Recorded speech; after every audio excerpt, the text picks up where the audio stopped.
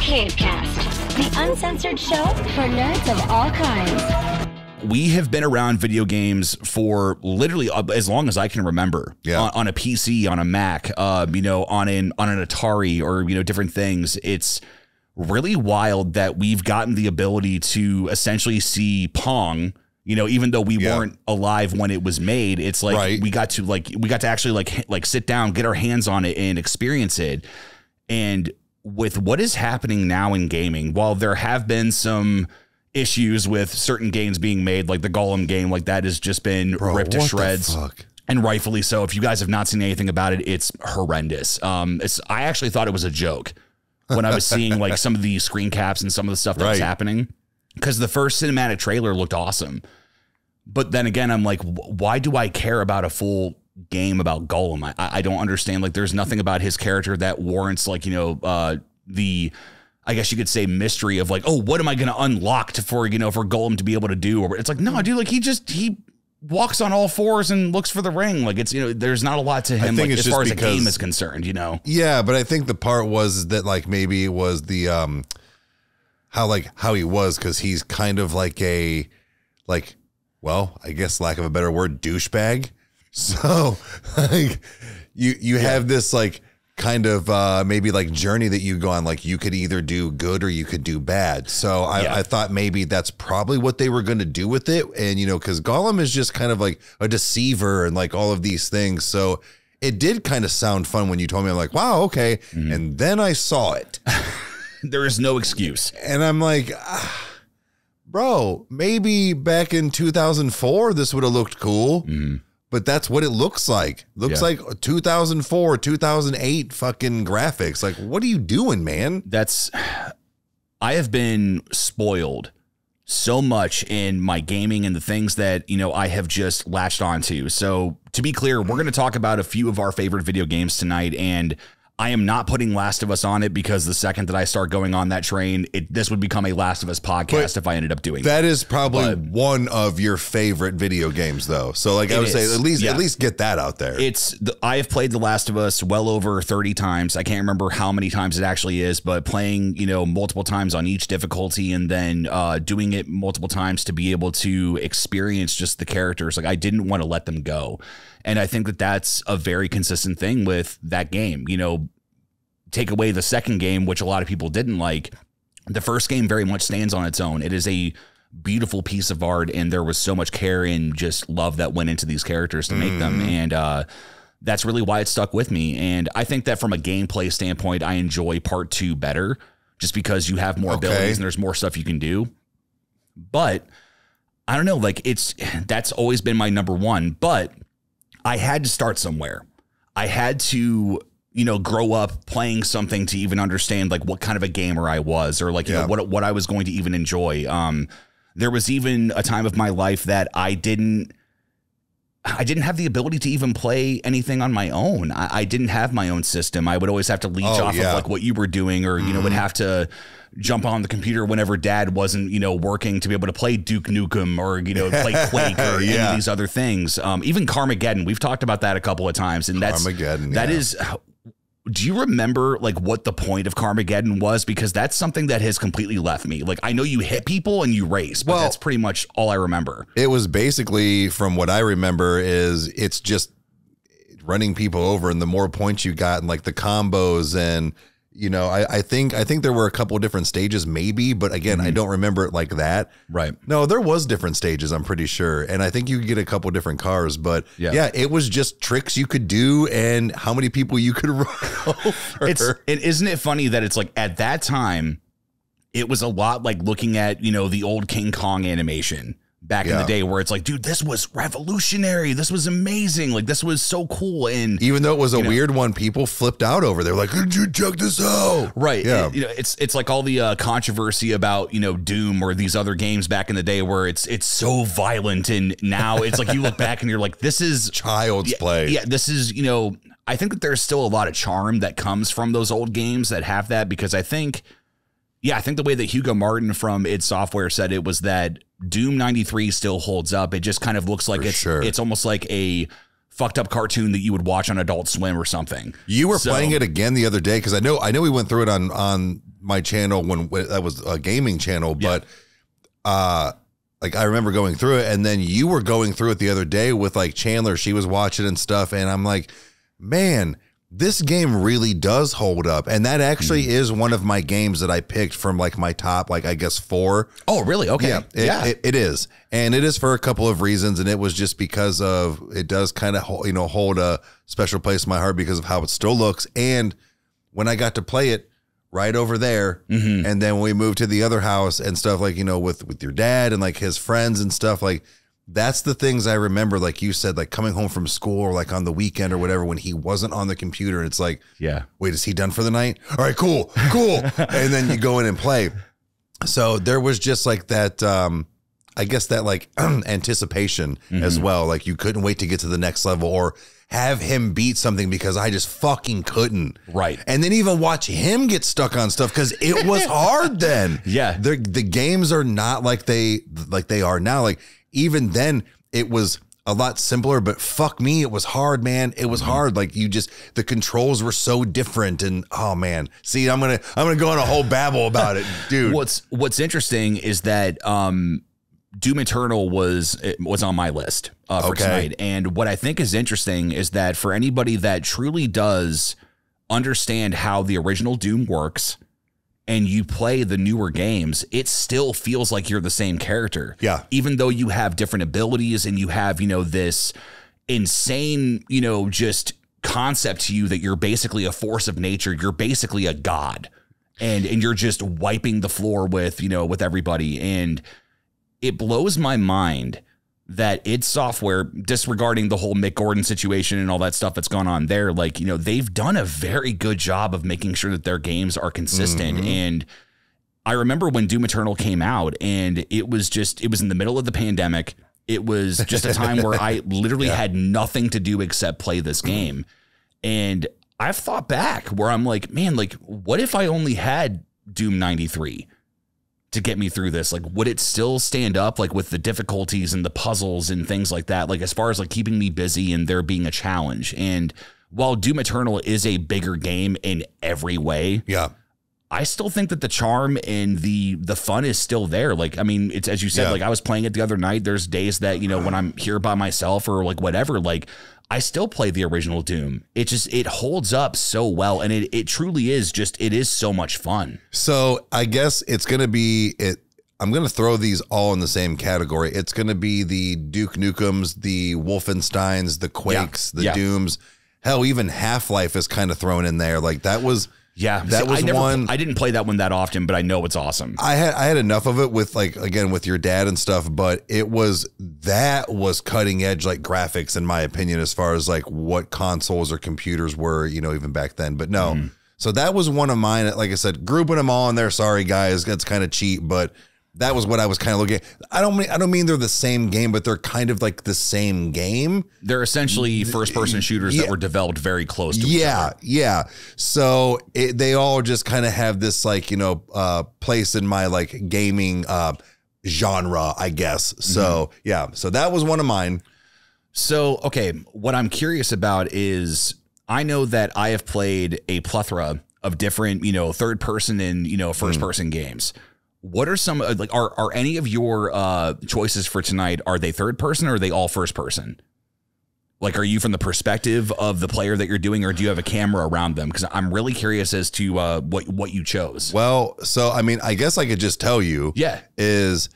So we already did the Doom, and then it's going to be Mario. Again, guys, sorry I'm cliche, like, but that's what I had. So it was a toss up between that and like Mortal Kombat. Oh, okay.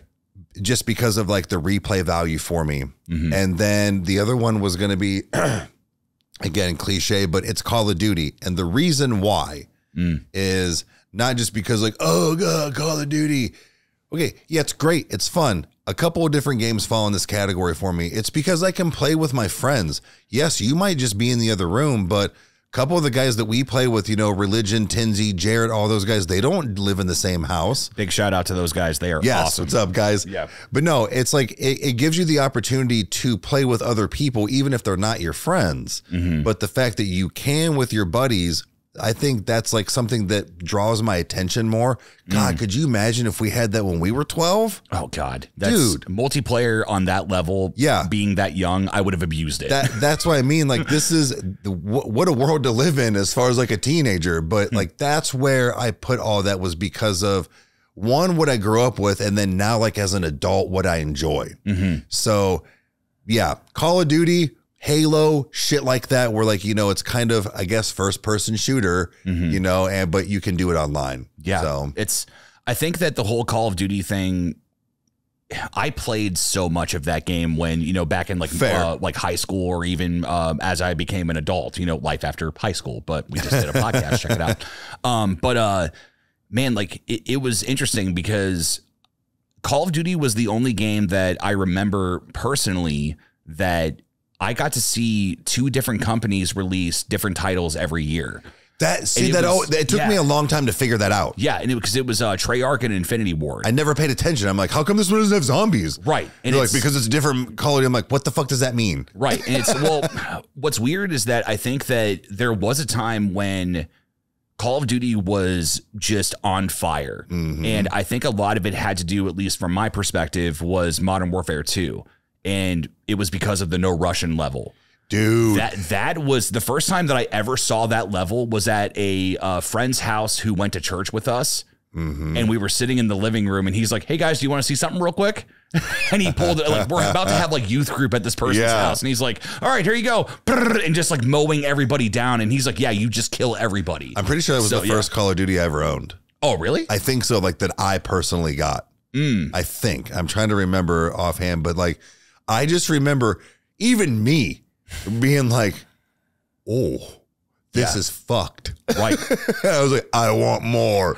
So what's great about that level is I remember, again, seeing it at my friend's house, but once I had the chance to finally dive in and play the game, because I knew it was coming relatively soon, like close to the beginning. So I wouldn't have to wait till like the climax of the story to be able to get to it. And it's kind of well known now, but at the time it was really jarring, was that before you play that level, it gives you essentially a trigger warning. And it says, look, you can skip this level if you want to. I do remember that. And what I think is brilliant about that level is that it's something that I've only ever heard one friend talk about, and it's actually really terrifying, is that you are an American agent, from what I remember, that is working with Makarov, who's the main bad dude. So you're essentially trying to do everything that they're doing. Yeah. And yeah, it wasn't American, because when you get through the entire level of massacring everybody in the airport, when you get into the van at the end of the level, Makarov puts a gun to your head and pulls the trigger. And you fall to the ground, and it's like you can see from the perspective, and you can hear him in the distance. And he says, I'm probably going to butcher this, but he says, when Mother Russia sees the body of this dead American, Russia will cry for war. It was a way for Russia to declare war on America, because the only evidence was that an American shot up a Russian not hospital, a Russian airport. Thank you. It's genius. It's like, we're living in a world where it's like, yes, we have other countries that are, either in disagreements with us or things like that. Yeah. And it's like, you do something kind of a what if in a game. I think it was really glossed over in a lot of ways. Like, that was genius. Like it was violence with purpose. It wasn't just there to be gross or whatever. It was like, nah, dude, like I think that even in one of the later Call of Duty games, somebody says something to the effect of, with all the shit that America has done in the past, they've gotten away with it. Now they're innocent and nobody believes them. Right. It's just like the storytelling in some of these Call of Duty games were really top tier. They were really, really good. You said something about being necessary violence. And I think that's one of the things that like drew my attention to like the Mortal Kombats. It was unnecessary gore and violence. Yeah. That was its whole purpose. And what really trips me out is I don't know, I was thinking about this today, where I got to watch basically whatever the fuck I wanted to when I was a kid, as far as movies, horror movies, all that stuff. That was like one of Mom's big, like, no way. when I came to Mortal Kombat, I was like, really? This is where you draw the fucking line? See, that doesn't make any sense. Yeah. I just got done watching Hellraiser 2 days ago, but me doing a cool fatality move, no go, right? I'm like, that never made sense to me, Mom. she's super cool now. But no, I know. Yeah, right. But I think there was also that taboo about it. Not only was that I wasn't allowed to play it per se, but there was also that taboo about it being just so violent. Yeah. And it was kind of, in my opinion, one of its first kind like that. Like we had Street Fighter, you had, well, Tekken I think came later, but like you had your games like that where it was, yeah, you fought, but there was no blood. You didn't rip somebody's head off. You didn't throw them in a pit of acid. Like that was fucking cool. What boy didn't want to play that? Yeah. Like for real, man. Well, it's interesting when it comes to content in video games because I get it that it's more geared towards that kids can get their hands on them. Now, what I will say is that I think that there's this thing that's been lost in certain ways where it's like, oh, like they shouldn't let kids play this video game. It's like, all this blood and all this sex and all this stuff. And it's like, okay, well, number one, there's a rating for a reason. Yeah. It's rated mature for, 17 and over or whatever it is. Because I haven't even paid attention to it for so long because I just played kind of everything. Right. Like, I never looked at games with, aggressive content to be less or worse. It was, is it a good game? Right. And it's just, it blows my mind where it's like, okay, well, number one, why did your kid even have the ability to play this? If you're so against it, like either you bought it,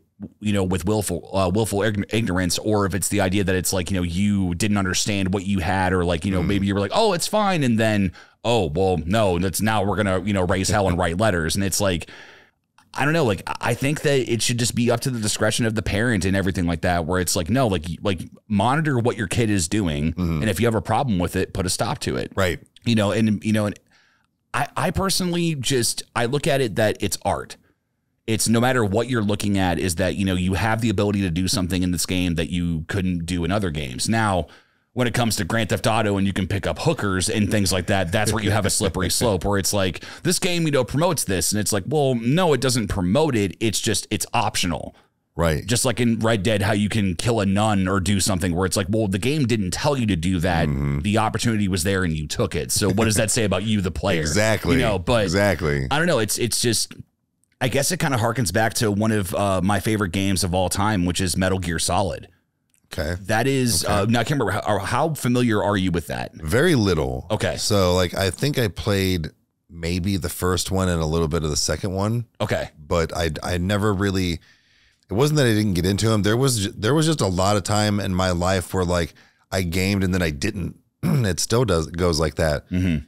So that was kind of in that time frame where like I didn't game a whole lot, but like when I would go over to a buddy's house or whatever, like we'd play stuff or whatever. But yeah, Sure. So Metal Gear Solid was a game that I did my Last of Us thing with that game. That was on Dad Mike's PlayStation that I played on at the time. It was a PS1. He bought it like as soon as it came out, and he always told me like, look, man, it's old. So if anything happens or if it shuts down, it's not your fault. Yeah. He's like, this thing is, almost as old as you or whatever, kind of joking. But, no, man, like Metal Gear Solid was so involved. And I know a lot of people do not like, Hideo Kojima's game style or like, the way he does things, but dude, he soaked me into that world. And I fell in love with those characters. Like I wanted Snake to succeed. I wanted, all of these members of Foxhound who were all the bosses that you faced, I wanted them all to pay for what they did. And like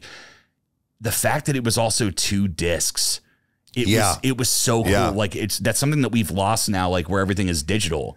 And having that moment when you go down the steps into the bunker and the text comes up and it says, please insert the second disc. And you're like, oh boy, it's disc 2 time. Like it's, it's just, it was so cool. The anticipation. And it's like the fact that one of the bosses in the game, Psycho Mantis, if you have things in your memory card, remember when those were a thing? Yeah. He would look at it and go, oh, you've been playing Crash Bandicoot. Looks like you haven't, done well on that last level. Or like, it's like, oh yeah, I do remember where it would knew what you were playing. Yeah. And like freaked people the fuck out. Yeah. It's like, that was also when the Rumble Packs were put in, or sorry, the not DualSense, whatever the proper term is, because I think Rumble Pack was for N64, but the vibration technology was put into the PlayStation 1 controllers. And, you know, him being like, you know, put your controller on the floor and I will show you my power. And it's like, Hideo always was looking at technology and he's like, how can I immerse the people that are playing? And that's just what that game did to me. Like, I mean, I could do a whole podcast on Metal Gear Solid, but that was just, it was so wild. It was just like the voice acting and the amount of dialogue that I sat through, and just, I forgot that I was playing a video game. Sure. I was so dead set on preventing the terrorists from setting off a nuke, you know? So it's like, I was like, no, we have to stop this from Metal Gear's coming. We have to do this, this, and this. Like, just story in games, I think, is so important. And it's something that people back in the day tried to do, but I don't think that there was a lot of people that took that serious until we started getting stuff like Naughty Dog, and then we started getting like computer games, like, you know, the diehard nerds were looking at, and they're like, no, man, the lore here is crazy. They've written all of these different things to help you understand why this stuff is happening. You know, there's something to be said about the fact that there are games that have such in-depth storylines or basic storylines, and then there's just kind of nonsense games. And that's good, because there are nights that I just want to shut off and do something dumb. There are nights I want to shut off and focus, though, on something like that. Like I just started the Hogwarts game the other night. Oh, I got Gryffindor. Woohoo. Oh, really? But, you know, I can see that, you know, this is going to be a nice in-depth game, and I started to get lost in it immediately. Did you get to the broom yet? No, not yet. No. Yeah. But it's just the fact of, okay, I'm like, ooh, I like this, but this is not going to be an every single night game for me. But when I do play it, I'm setting aside several hours. And so like having those different styles, I think has always been great growing up. That, like you said, like, you know, the storylines in the older games weren't the greatest, but they got us through. That was the style back then. It's grown with the times. Yeah. So it's kind of like we did with it as well. And another thing that pisses me off, speaking of growing with times, why do I feel like we reversed? Why the fuck do I have to insert a disc and then download it? Yeah. PS1, I just put the motherfucker in there. Yeah. Don't get me started. Like, yeah. Oh, the technology, son of a bitch. Just let's go on to a different one. I think that while that is a big problem that I don't like, I mean, even with the PS5 that I have, which, by the way, thank you, because you got that for me. But no, but it's like, because I've heard a lot of people talk about, you know, oh, you need to have an external hard drive, or you have to add an SSD into your, you know, your setup. And dude, I've never had that problem. I game a lot, and I know for a fact that, you know, this next month or whatever, in my mind, it's like, okay, I want to play Red Dead Redemption 2. If I'm going to play that, I know that that's going to take up the majority of my hard drive space. That's fine. I'm not really going to be playing anything else at that time. Right. I'm not going to be mad that Last of Us Part 2 isn't on there. That's 80 gigs as well, or, you know, whatever. Yeah. Like, it's that's kind of how I've organized it, but it doesn't take away from the fact that it is frustrating that we can't just put a disc in a game anymore, or like we have to look for games that have local play. Like you can't even do the split screen normally. And sorry, I switched to you, but you can't even do the local play anymore. You can't, just like, hey man, let's get everybody together and, let's play this. Or it's like, no, like you have to create a Sony account. You have to do this, you have to do that. And even when you have someone play as a guest, sometimes that's problematic. Like there's very few games that allow you to do it besides, like Halo and Minecraft and different things that do that. It is frustrating because that's what made gaming liberating back in the day is, don't screen jack, all that stuff. Yeah, I was just about to say, and I remember when we would have times even when I had my own place and, one of my exes had moved back, from Pittsburgh and stuff. And we would have people come over, bring their TVs and hook up their Xboxes in the house and sit around as well. Yeah. Have Halo parties and game parties. Yes, one could argue that you still do that because one, you can do it through headsets and stuff now, but two, going to Nick's house and things like that on the gigantic 80-inch TV where it was stop looking at my screen, motherfucker. Yeah. I know you're over there in Blood Gulch or whatever. Yeah. But it's just that was a fun time. I don't think it happens that much anymore, but it's because they have limited stuff and they've put in the fact of you have to download the fucking game with the disc in there and all this stuff. things are just not making sense. And don't tell me it's because of the quality of the fucking game. It is 2023 and it's a fucking Series X and a PS5. Get with it. So, okay.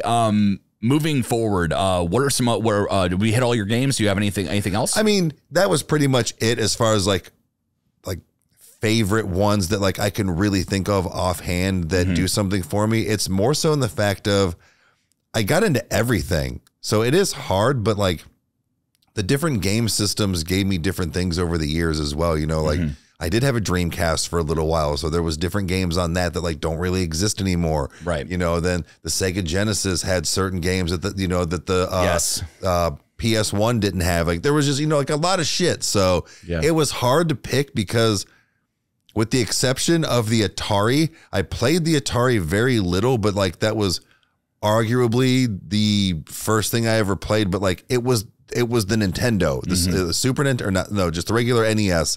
But I think my favorite one is the Super Nintendo. Really? I think Super Nintendo is my favorite game system. Dude, I gotta say that there is something really fun about the simplicity of the controller. You know, it's like you can essentially hand it to anybody and they can figure it out. But we've talked about it kind of before, you know, where it's like, you know, there are kids that, you know, they can play Spider-Man, you know, in this three-dimensional world that is way more dynamic than anything else that, you know, has been made on the Super Nintendo. But yet when you do a side scroller and such, it's like that's kind of where like these kids that have gotten used to, you know, the 3D access, it's like when you move left to right, it messes them up.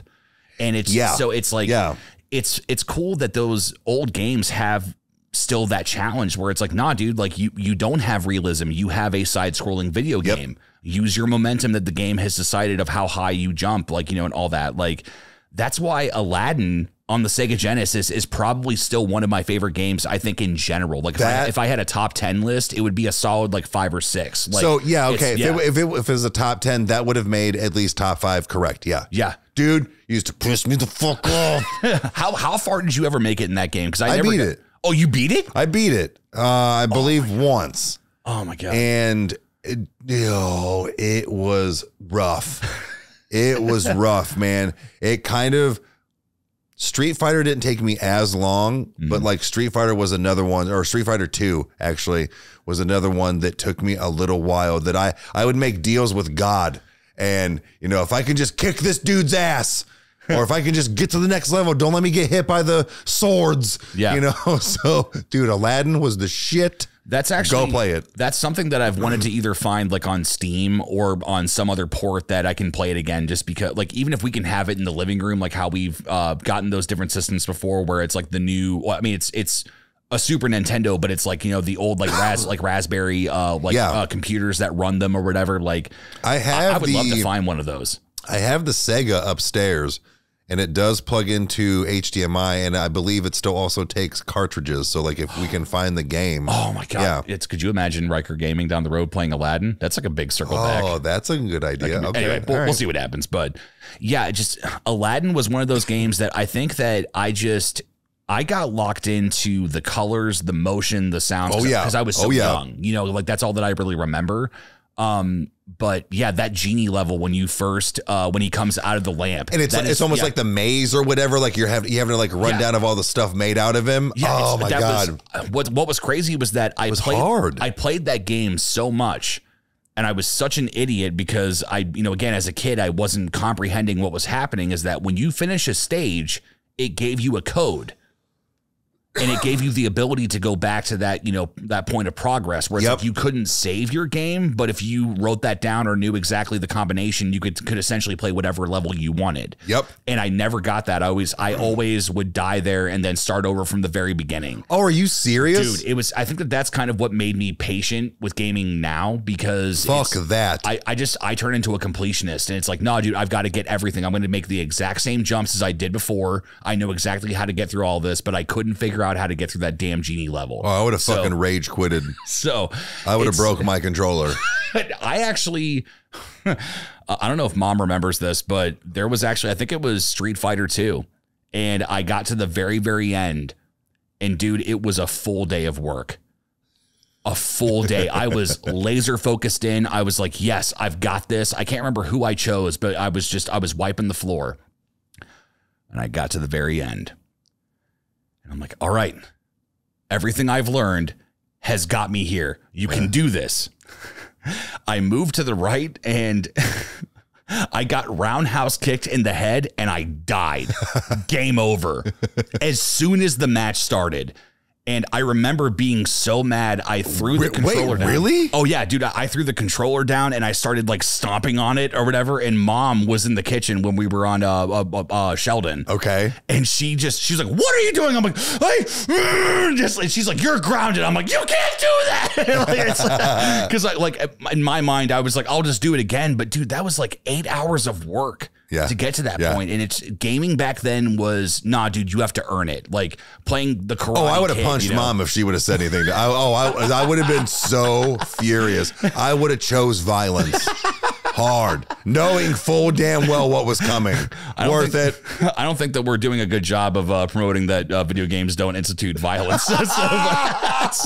But no, man, there's something about that where it's like, now you don't really get that experience unless if you play a game, like with permadeath or with, Ultra Nightmare or things like that. Like, I remember TJ telling me because he got to the point that he 100%ed Doom 2016 numerous times. And I asked him, I'm like, did you ever play Ultra Nightmare? And he said, if you love this game, don't play it. And I went, really? He's like, dude, it gets so hard where it's like, oh, this arena that you have to like die a couple of times to be able to get to it. It's like, no, you are 7 hours into the game and you cannot die because you'll start over from the beginning and you'll always have an icon that reminds you that you died there at the exact point. And it's it's they did that in Doom 2016 and Doom Eternal because I would find the president of the game and the United States and bitch slap both of them in front of everybody. It's on a technicality. Yeah, right. It's happening.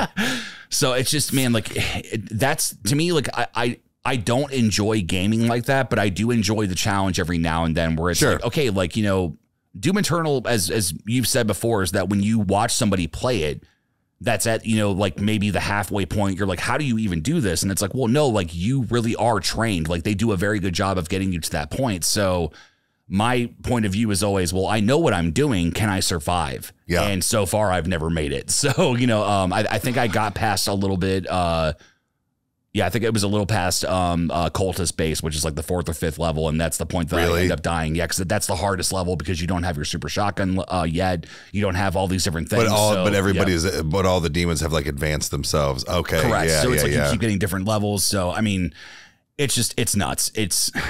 I never thought that I would be able to experience gaming on the level that I have with the new consoles that are out now, but also getting to see just, the stuff that's happening even with like Outlast, the fact that they're doing the Outlast trials now, that you have a defense, like there's that kind of thing. That interests me. Right. And it's just, I love games so much that I'm kind of in the mindset of like, I don't care what it is. I just want to get my hands on it.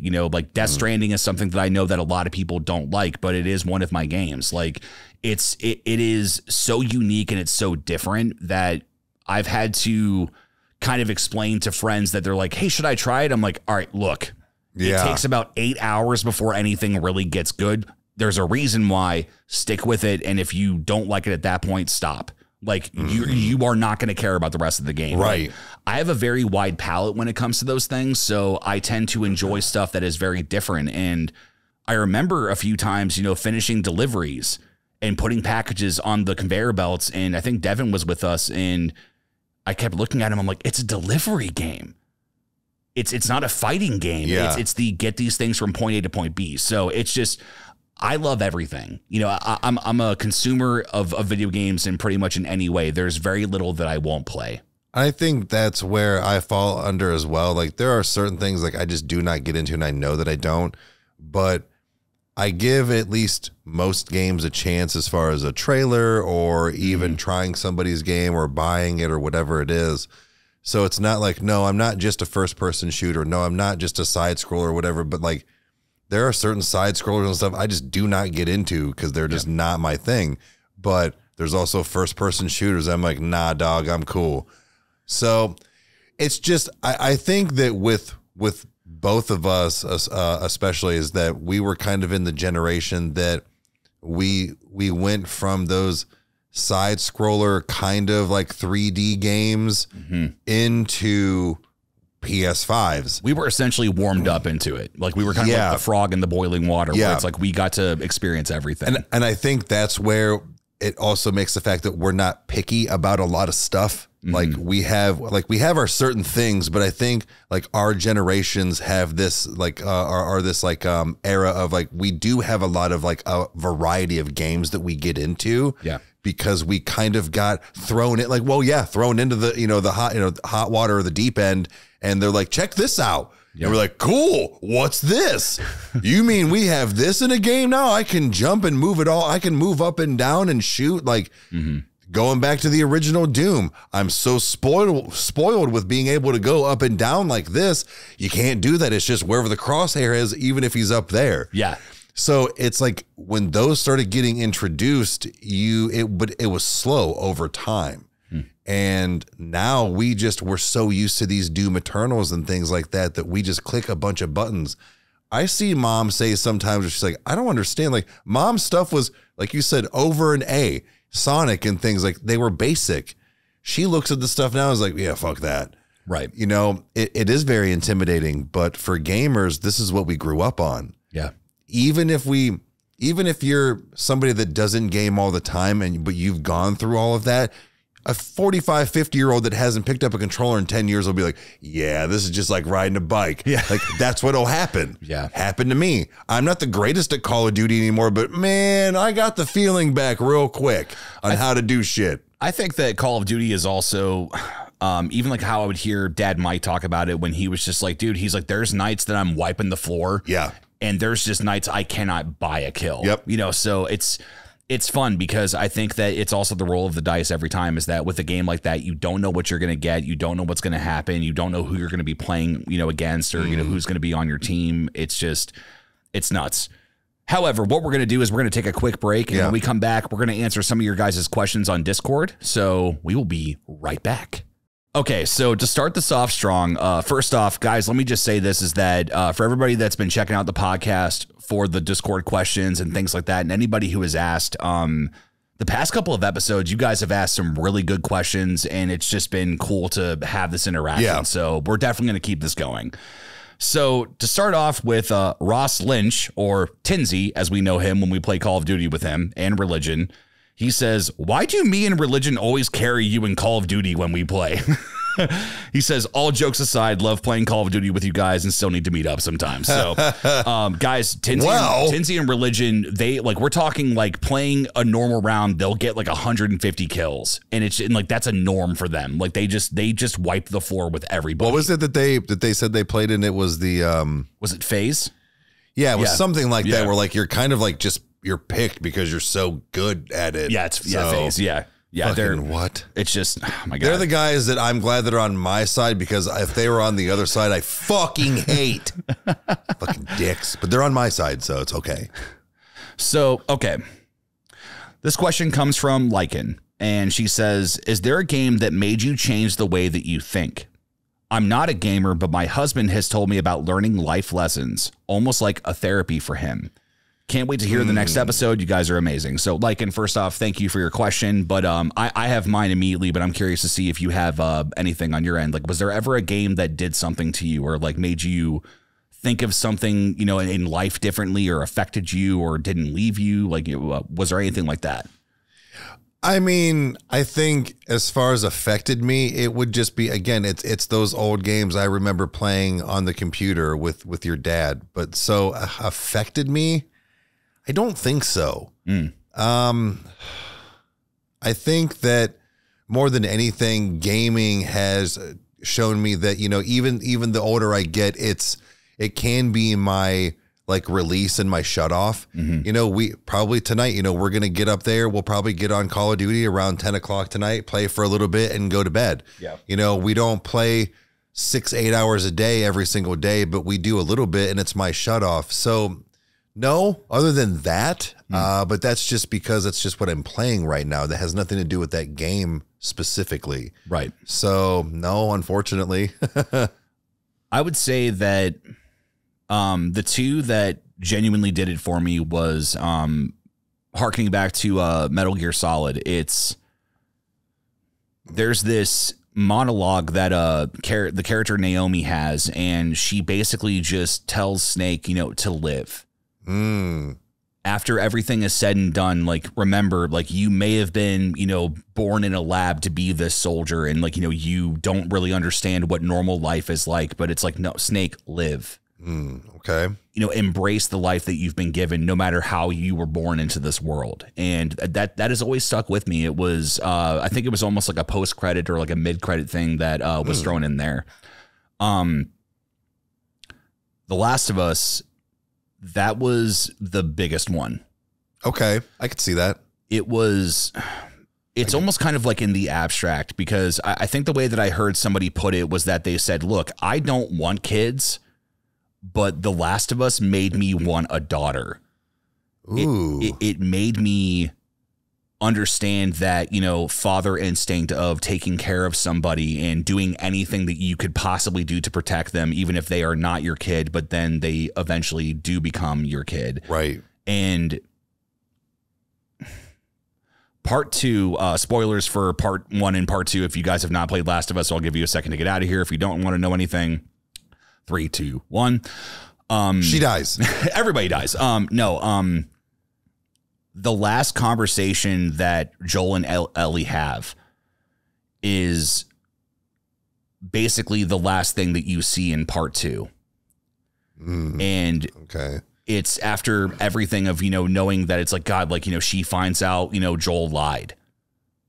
And it's after years of like, they haven't really talked to each other personally. Everything, I think the way that Neil Druckmann said it was that their dialogue with each other was functional. They didn't like, they didn't have a relationship much. Like maybe there was a time before she found out that they were a family, but it's so powerful where it's the most human moment I think that I've seen in Ellie and in a character when she looks at him and she says, I don't think I can ever forgive you for that, but I would like to try.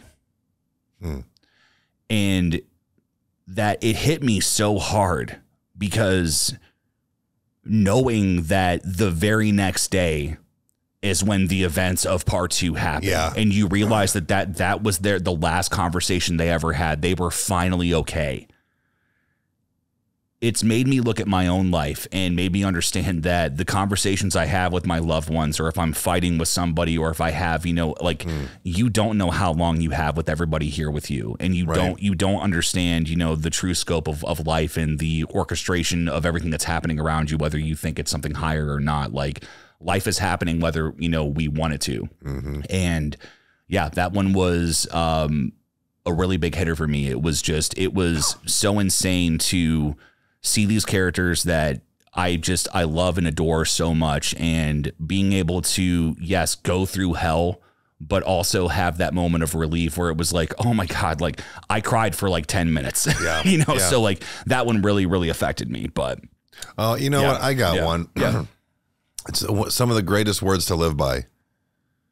And it comes from Mr. Duke Nukem. Shake it, baby.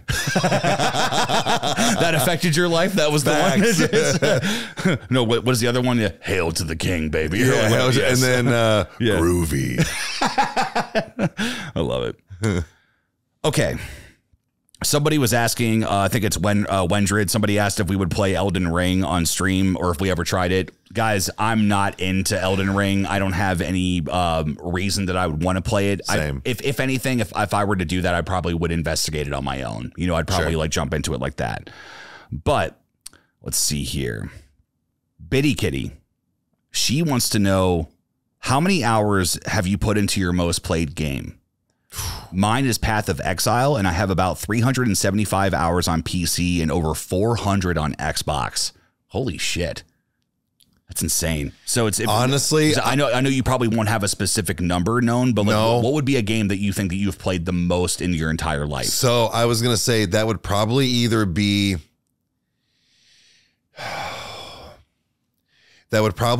Street Fighter 2 or Aladdin. Like I'm telling you, I probably logged a solid 400 or 500 hours easily on each one. Like the amount of times that I played through those games or tried to get over things. Sonic would probably be another one. Like that was the stuff that I played a lot, even the Marios, but those are the ones I'm going to have like hundreds and hundreds of hours on. Yeah. The stuff on my, like my Xbox and PlayStation, it's probably racking up a little bit now, but like as far as consistency, no, it was those games. Yeah. Yeah. Mine comes from, man, for anybody that doesn't know, I lost my Sony profile. Dude. I'm not going to go too much into it because it's more painful than probably any other thing I've experienced in my life as a nerd. But essentially what ended up happening was that I logged out of my Sony account just because there were some bugs and things that were happening. I'm like, oh, cool. I'll just, I'll hop out of it and I'll hop back in. And it was under my Hotmail email address, which I had not accessed in probably about 8 to 10 years. And I realized that every game I had played back to when it was recorded on the cloud, that it would give me all the information of trophies. So probably PS3 times, like my Metal Gear Solid 3 and 4 that I played on that, even though I think one was a PS2 game at the time. All the hours of Doom that I did, all that stuff. I lost a lot of tracking data for the stuff that I played. And I'm pretty sure that even on the other PS4 that I played on for a while, I think my biggest game that I've ever put the most time into was Death Stranding. Like I can see that hands down. On one playthrough, I had about 500 hours. On the other PS4 that I had in the house at the time, that one was about 400. Then I lost everything, and I have since then put about 400 hours again into the game. Like Death Stranding is just a game that I just get completely lost in. And it's there's other questions that ask, like, what's your favorite type of game genre, or what's something that, keeps you engaged, or like, like what's a game that for a fact that you would play. And it's just, man, like it's got me excited for Death Stranding too, of like, what's going to happen? Like, what are we going to do? Like, I think we kind of talked about it, but like, no, like I'm very open. I love all forms. I love all genres. There's very few games that I won't play. The only one that I'm not happy about that I may stream eventually is Getting Over It, because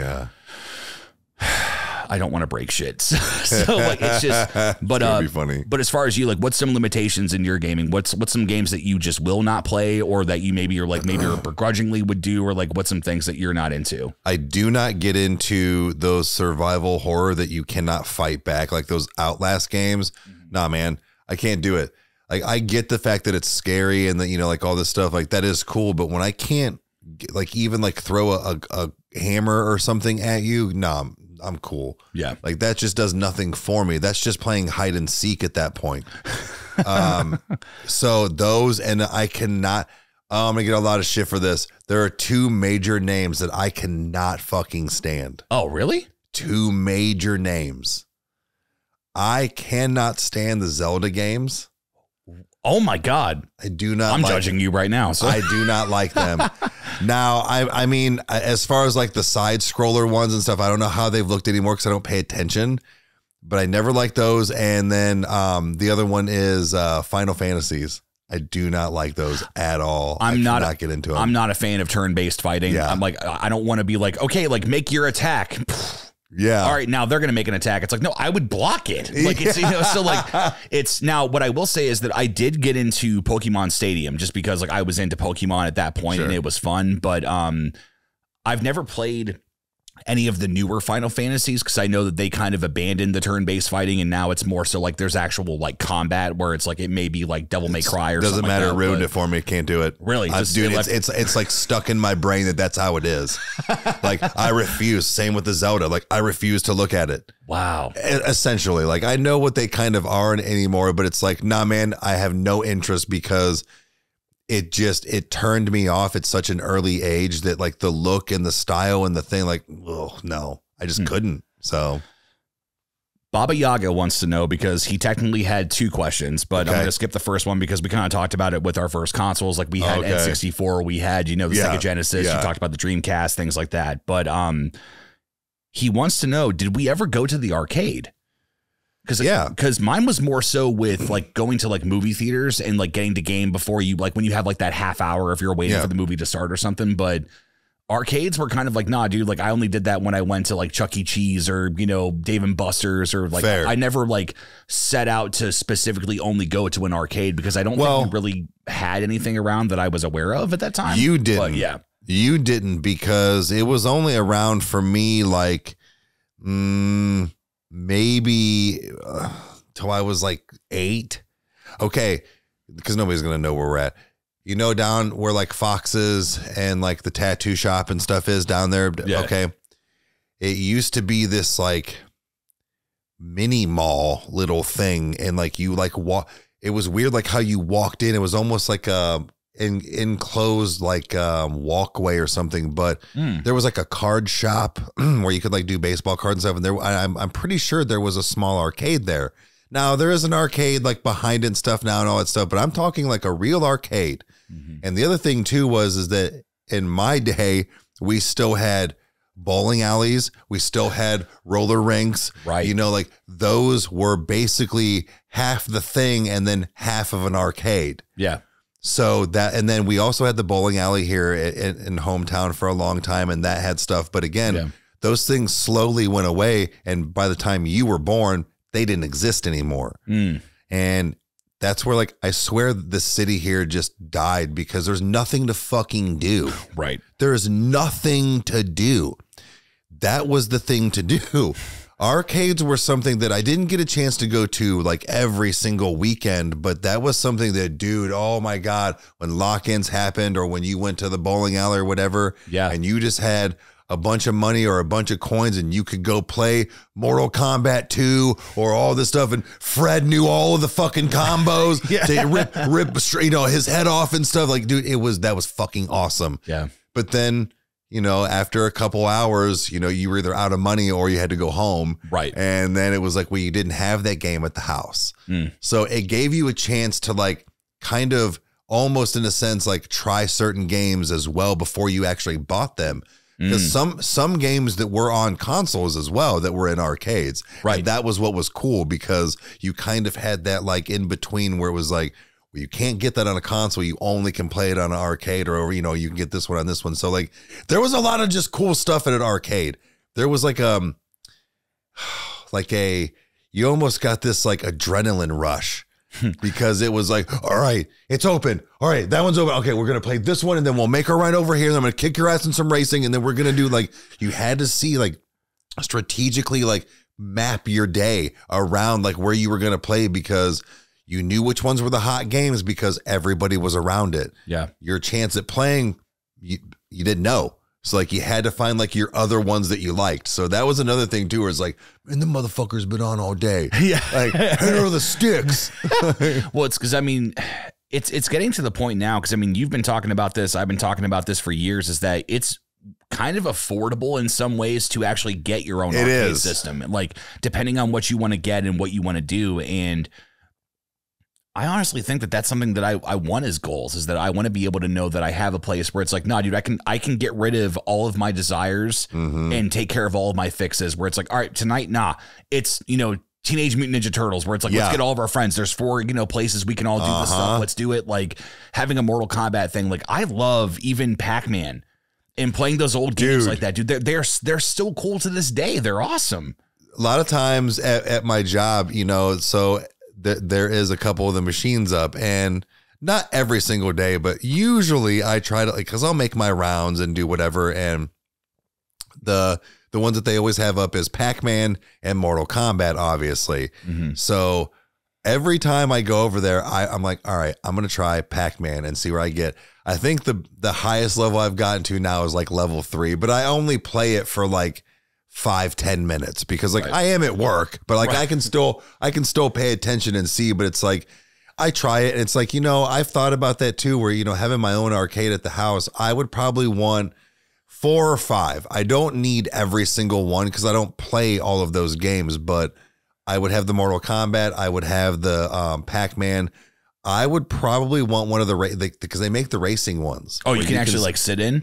Oh my God. Yeah. Don't tell me that. Yeah, dude, right. That's what I'm saying, man. So yeah. And Ninja Turtles is definitely up there. Yeah. Ninja Turtles is kind of expensive, but it's because it's 4 players. Right. So like I understand, and you do only get like 2 or 3 games in it, but again, it's 4 players.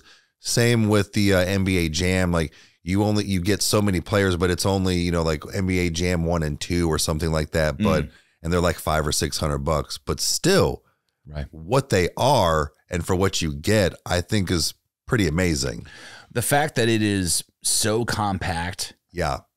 Excuse me. The fact that you can have it in multiple rooms if you want, or you can designate, you know, however you want it. I think that honestly, there's something about arcade games that is still special even to this day. The fact that we've, you know, excelled the way that we have with gaming, and, you know, the fact that we've even got an Oculus upstairs, and like, yeah, I always forget about it. Me too. And it's weird because I think that like I had to get past that thing with an Oculus that it's like, oh, it's a gimmick. It's like, no, it's actually pretty competent. Like it is. There's almost a 3-hour conversation that Joe Rogan had with John Carmack, you know, who's one of the like, you know, founding fathers of Doom and everything, where it's like that's kind of where he's gone into is the whole VR and like talking about like truly like what it's made for. And I think the way that he spun it was like, you know, being able to sit down with the VR on, watching a movie in a big movie theater for people that like live in Japan, that have like small apartments or things like that. Or like if you want to sit in a jungle and enjoy something or do stuff like that, like we're living in such a great time that I think that as long as you don't lose that kid mentality and the idea that I want to have fun and I want to do something, it's just, you know, we can do it in any way that we want to now, whether it's on a controller, or if it's a mouse and keyboard, or if it's, you know, with a headset, or, you know, with even like old tech, like the iToy, where it's like you were the controller, like the connector, different things. It's some of the stuff is hokey, but I think that it's also endearing in some ways. It's Bro, really, Wii bowling cool. was the shit. Right. It's, you know, the Wii, like it's like, you know, what was it? Their whole thing was like the game you can play with your butt, you know, where you lean and do stuff. Like, it's just the fact that there's even the capability for people that are physically disabled, and they've made controllers where you can still play. And it's so cool. Like even people that are legally blind, you know, maybe if they don't have like, you know, nothing but, you know, darkness, but it's like they can only see certain colors or certain things like that. There's been stuff that's been developed in games that even people, you know, with that disability can play. Like it's just, we live in such a cool time that I think that we have an overabundance that we can pick from